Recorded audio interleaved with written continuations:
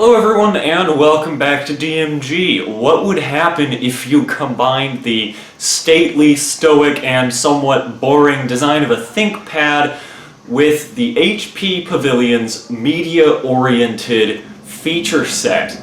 Well, it seems like a combination that's impossible. It could never happen. You would never get either a business-oriented HP Pavilion or a media-oriented IBM ThinkPad.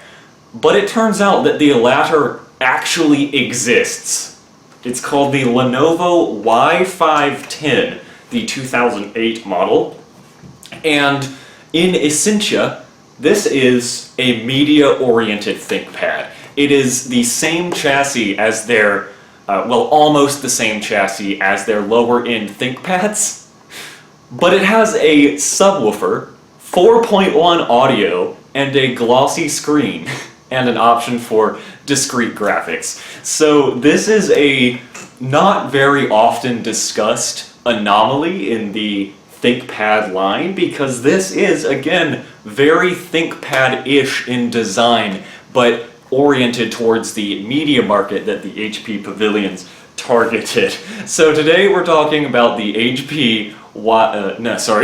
Lenovo, instincts kicked in there, the Lenovo Y510P, and let's get right into it. So, starting with ports, left side is the charging jack. It's not the same one the ThinkPad uses, it's the generic 19-volt barrel jack, 10100 Ethernet, the fan, VGA, Firewire 400, 2 USB 2, express card, unfortunately no remote, and the optional hole for a TV tuner. That was an optional inclusion. Wireless switch, indicator lights, the microphone, another microphone, so stereo microphones, SD card reader, infrared, and the Dolby Home Theater logo right there on the front. Headphone out, mic in, S-Video, and it's the S-Video that supports component, not just composite. So higher quality S-Video output that you would not get from most other machines. Another USB 2 port, a DVD rewritable drive, 56K modem, and Kensington lock. And on the back are just some more indicator lights. On the bottom, that's the subwoofer. Not a thing you would expect to see on a, essentially a business laptop as it looks from the outside. I mean, media laptops are very distinctive, media-oriented laptops of this era. Like the HP Pavilion, they are very flashy.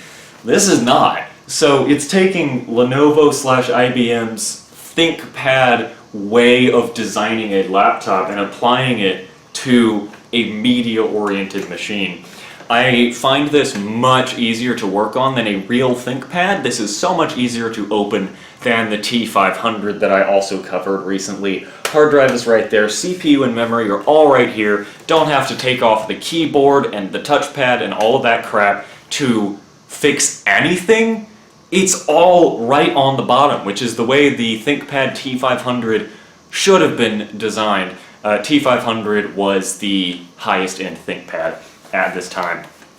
But on the inside, things get very weird. This has some odd design aspects and features that no other laptop does. Of course, keyboard, very ThinkPad-ish feeling keyboard. Glossy screen. Here are your 4.1 audio. So 2 speakers up here, 2 speakers here, and of course the subwoofer on the bottom. And it has some more interesting features that we'll take a look at in a second. Well, there's the Y510 as seen from the user's perspective. They, of course, advertise the interesting features of the machine, as all laptop manufacturers do. It's got a keyboard, what a surprise. Array microphone, that's those stereo mics I showed you. Touch-sensitive controls, just like the HP Pavilion. Dolby surround sound, of course. But that's the weird one, Veriface. Your face is your password. So there is a lot of wasted space up on this touch bar. The HP Pavilions, I will say, do a much better job of actually making use of all of the space on their touch bar. But these are your buttons. You've got play, pause, stop, back and forward, and then that's your audio mute. That launches an application, and that's the like Dolby Digital configuration. Your volume buttons are on this semicircle over here, and this rotate button switches the right side of the control panel to list presets that the sound can be set to. So there's a headphone preset, there's a jazz preset, there's a piano, and there's a music note preset. I like how the design here emulates ledger lines on a sheet of music. I find that is quite endearing as a musician myself.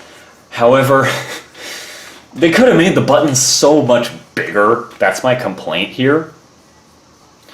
They also do provide the exact same buttons that are up there, right there, so there isn't much of a point to the touch bar. However, I like silly, goofy things like this. I love touch bars on old laptops, and this is actually a lot more responsive than some of the worse touch bars on HP's laptops, like the HDX 16 didn't have a particularly responsive touch bar. But enough about touch bars, let's log in and I'll show you the rest of this laptop. Like how the ThinkPad series has the blue ThinkVantage button, the Y510 has a button simply labeled Novo, N-O-V-O. And, well, I think that's really funny. I don't have any other Lenovo laptops that have that branding, but it's just like the utilities. It just brings up like a menu, just like the ThinkVantage does on a ThinkPad. And speaking of ThinkPads, one of the big draws of the older ThinkPads is their keyboard, of course, and this emulates that feel quite well.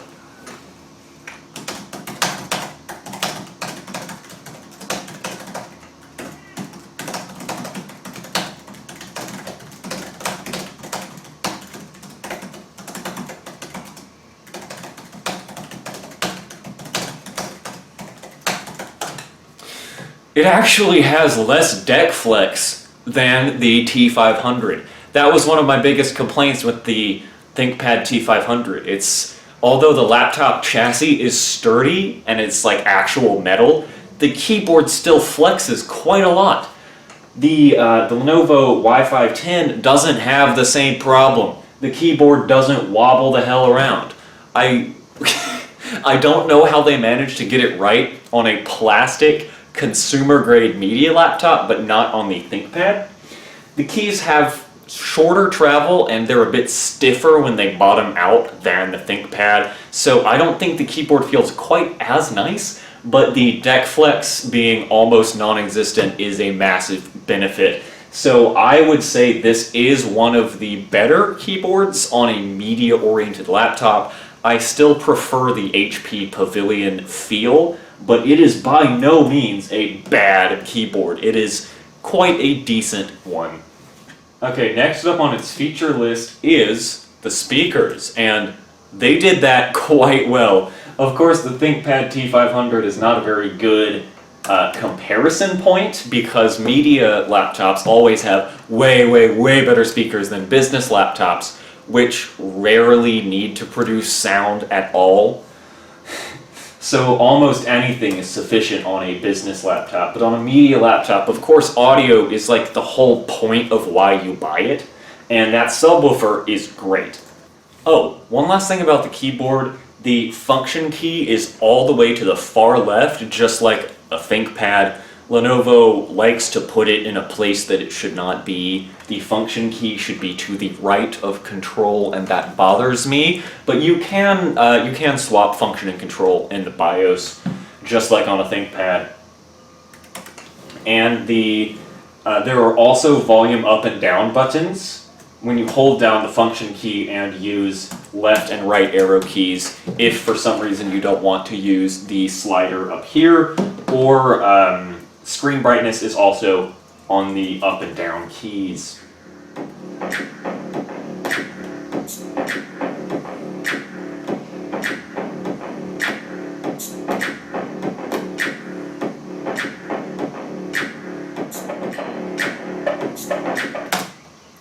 Unfortunately, it seems like... There we go. Unfortunately, it seems like the subwoofer on my unit is quite blown. It is remarkably distorted, and I have a feeling it is a hardware problem with the subwoofer itself. I think the rubber around the cone has torn.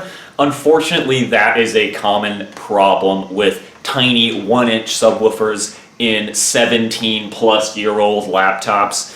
They're getting old, the suspension is starting to tear, especially on the subwoofers, because, well, to put it simply, a subwoofer undergoes a lot more motion than your typical speaker, and there's a lot more there's a lot less suspension on a 1-inch laptop subwoofer than there is on a normal, reasonably sized subwoofer. I recently had to replace the one in my XPS M1710 because it completely tore, and it seems like the same thing has happened to the Lenovo. It still produces some decent bass, but it's a lot less clean than it would sound if the subwoofer was fully intact. So it sounds good, but of course that is with recognizing that it is not currently in its most repaired state. I can't find any replacement subwoofers.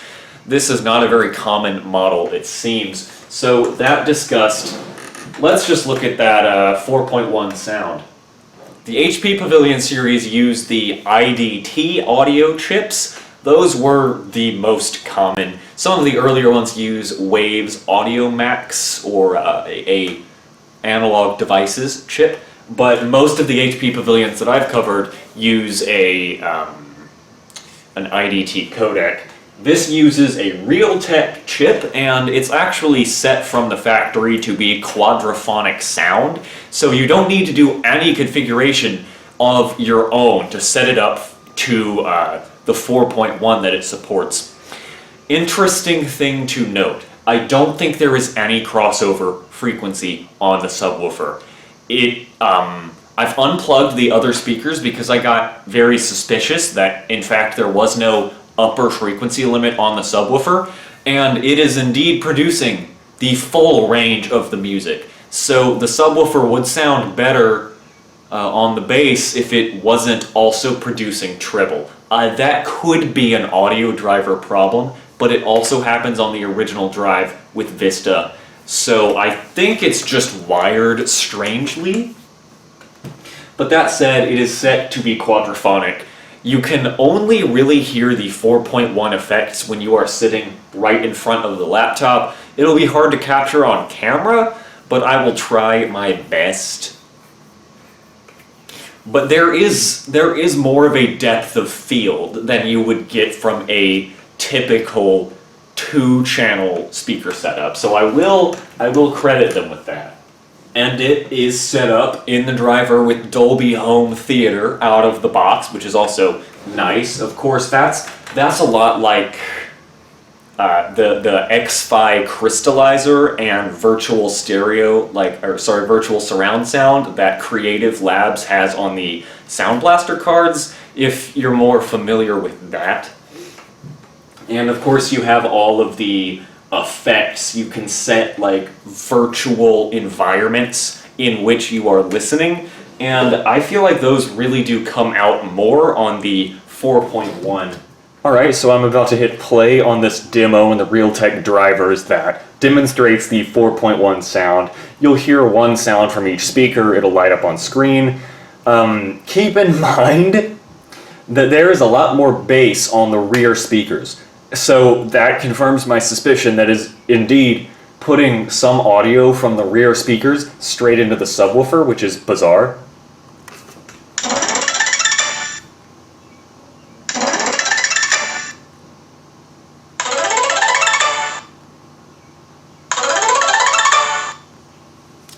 So the middle speakers here on the keyboard, these two, they sound a lot more sharper and clearer.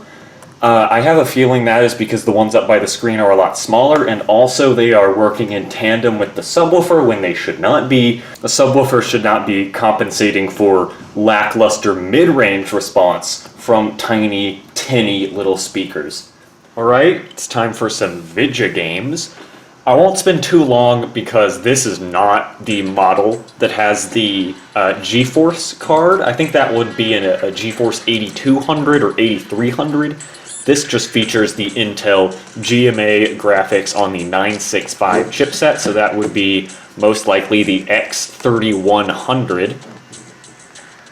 However, this is quite a lovely screen, so it does deserve a little recognition in terms of its display. Now I apologize, the camera that I'm having to use today is not as good as the one I usually use. My lens on my good camera is stuck. It won't go past the resting point, like the storage position. So I can't actually use it because I don't have a working lens. So I apologize. But you know, it's running fine. Running like any other Intel GMA graphics chip would run Unreal Tournament. And you can kind of see you're mainly getting the reflection of the glossy screen. I wish I could do this more justice. But it is quite a good looking screen, much better than you get on any business laptop, that's for sure, ThinkPad or otherwise. They did put the layer of plastic over the glossy screen, and that does give it a nice look, but that layer of plastic scratches easily, so after almost 20 years, you'd be hard-pressed to find one that doesn't have some scrapes and some scratches on it, like mine does, as you can see. The entire palm rest area is covered in soft touch rubber.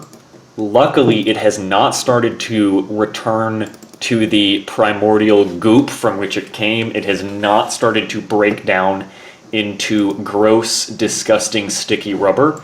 So luckily, it's still comfortable to rest your hand on, but I doubt that that would be the case for all of these that you can find. So if you buy a Y510, just be aware it might be a little sticky. The touchpad is also covered in the soft touch rubber. I don't quite like when rubber is put on touchpads. It in general does not help the feel of them. And it's no different here. Yeah. We'll set it to the native res of 1280 by 800. Very standard for laptops of this era. Yeah, that's running okay. I mean, that's what I'd expect from an Intel GMA. Again, this is with the draw distance all the way up, and that is something that we are going to mitigate right now, because clearly that is not how you would want to play. So we'll stay with high visual effects quality and a lower draw distance. And it's still borderline playable. So how about low and a lower draw distance? Yeah, so San Andreas is absolutely playable on this laptop if you just shoot for a bit of a lower draw distance. Let's turn down that brightness. That looks better for you now.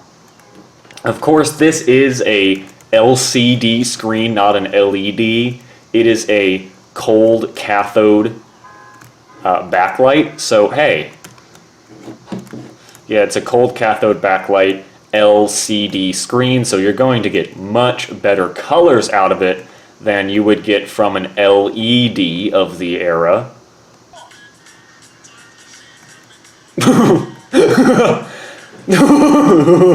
Oh my god, I love San Andreas. Oh my god. Probably can't play that music without getting a copyright claim. But yeah, I mean, laptop runs it fine on some of the lower settings. That's pretty much to be expected. And I don't think we need to try Vice City. You've seen San Andreas, it runs fine. We'll do one of the earlier Need for Speeds. See how that runs. Oh, Dolby Surround, perfect. Yeah, Need for Speed, Hot Pursuit. I don't know why it's set to 1280 by 800, but it's not going full screen. That is a little odd. But here we go.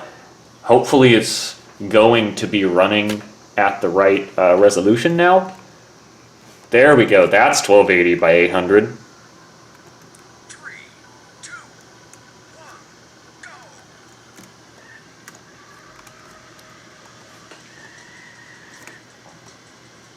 And of course, Need for Speed Hot Pursuit is running just fine.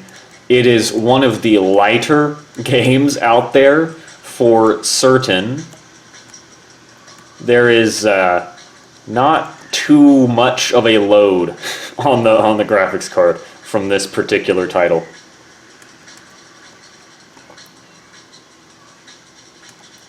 Classic.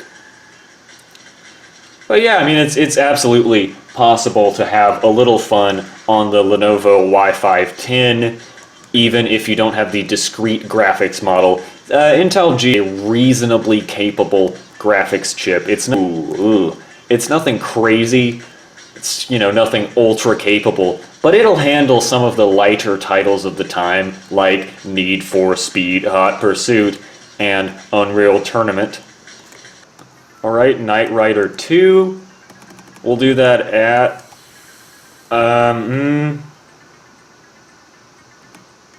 Yeah, 1024 by 768 is the best we can get. We'll do that as... yeah. Okay. High settings. And it seems to be running just fine. I love the crusty face models. This cutscene goes so hard, but it is like a 5-minute long cutscene. But here we go. Time to do some night riding. Hell yeah. Oh god. This game is so much better than the first Knight Rider video game. But, oh lord. It's still a bit of a crusty game, but I far prefer this to the first Knight Rider. Laptop's running it just fine. Of course, this is one of the lighter games, and I got blown up, didn't I? Whoops. That 28-minute cutscene for nothing. So there we go. It runs games just fine. Well, that's the Lenovo Y510.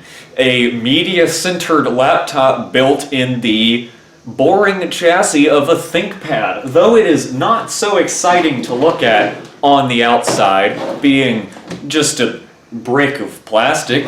On the inside, it has a lot more to offer than what would meet the eye, with 4.1 audio, a lovely glossy screen, and again the option for NVIDIA discrete graphics. So I personally really like the Y510.